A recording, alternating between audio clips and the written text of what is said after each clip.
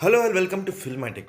భరణి, పూజ లాంటి commercial hits అనంతరం హరి, విశాల్ కాంబినేషన్లో తెరకెక్కిన తాజా చిత్రం రత్నం. మోషన్ పోస్టర్ విడుదల నుంచే సినిమా చర్చకు దారితీసింది. గత 2 వారాలుగా పేరున్న తెలుగు సినిమాలు విడుదల లేకపోవడంతో తెలుగు ప్రేక్షకులు కూడా హరి, విశాల్ మాస్ సినిమాను ఎంజాయ్ చేద్దాం అనుకున్నారు. మరి ఆ సినిమా ఎలా ఉందంటే, రత్నం చిన్నప్పుడే తల్లిని కోల్పోయి పెంచిన వ్యక్తిని మావయ్యగా అభిమానిస్తూ ఆ ఊర్లో ఎవరికి కష్టం వచ్చినా అండగా నిలబడతాడు. ఒకానొక సందర్భంలో రోడ్డుపై మల్లికను చూసి ఆమె ఎవరో తెలుసుకునే ప్రయత్నంలో ఆమెను కొందరు రౌడీల బారి నుండి కాపాడతాడు.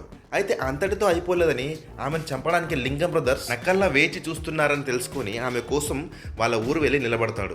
అసలు మల్లికకు సహాయం చేయాలని రత్నం ఎందుకు అంతగా కసిగా ఫిక్స్ అయ్యాడు? అతడి మనసులో ఉన్న కారణం ఏంటి? లింగం బ్రదర్స్ ను ఎలా ఎదిరించాడు? వంటి ప్రశ్నలకు హరి మార్క్ స్క్రీన్ ప్లేతో చెప్పిన సమాధానమే రత్నం చిత్రం.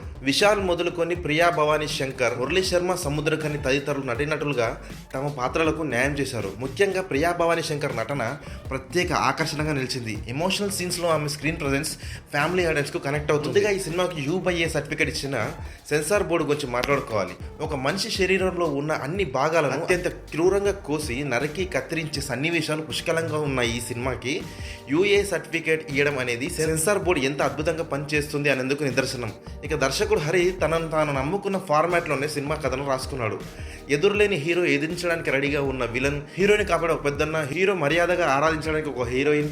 ఈ సక్సెస్ఫుల్ ఫార్మాట్ కి Hari mark screen play miss అయింది రత్నం విషయంలో. అందువల్ల ఈ చిత్రం కనీస స్థాయిలో కూడా అలరించలేకపోయింది. దర్శకుడుగా తనని తాను కొత్త తరం దర్శకులతో పోటీపడేలా అప్డేట్ చేసుకుంటానని, యువ దర్శకులైన అట్లీ లాంటి వాళ్ళని చూసి ఇన్స్పైర్ అవుతానని చెప్పుకొచ్చిన హరి సినిమా విషయంలో ఎక్కడా అది పాటించకపోవడం గమనార్హం. ముఖ్యంగా తెలుగు వర్షన్ డైలాగులు అండ్ సాహిత్యం సినిమాను మరింత దిగదార్చాయి. ఇక ప్రాసల కోసం పడిన తాపత్రయం సీరియస్ డైలాగ్స్ అండ్ సీన్స్ ను కూడా కామెడీ చేశాయి. సినిమాటోగ్రఫీ వర్క్ లో ఎక్కడ రెగ్యులర్ హరి మార్క్ కనిపించలేదు. అలాగే దేవిశ్రీ ప్రసాద్ సంగీతం కూడా సరిగా వర్కౌట్ అవ్వలేదు. ముఖ్యంగా బీజిఎం విషయంలో దేవిశ్రీ ప్రసాద్ నిరాశపరిచాడు. ప్రొడక్షన్ డిజైన్, సౌండ్ ఇంజనీరింగ్ విషయాల గురించి ఎంత తక్కువ మాట్లాడుకుంటే అంత మంచిది. ఫైనల్ గా మూవీ అనాలిసిస్కి వస్తే, హరి సినిమా కథ కనీసం మంచి యాక్షన్ బ్లాక్స్ ఉంటాయని ఊహించి థియేటర్కి వెళ్తే మాత్రం ఈ ఎండాకాలంలో వడదెబ్బ కంటే హరిదెబ్బ తగిలినట్టే.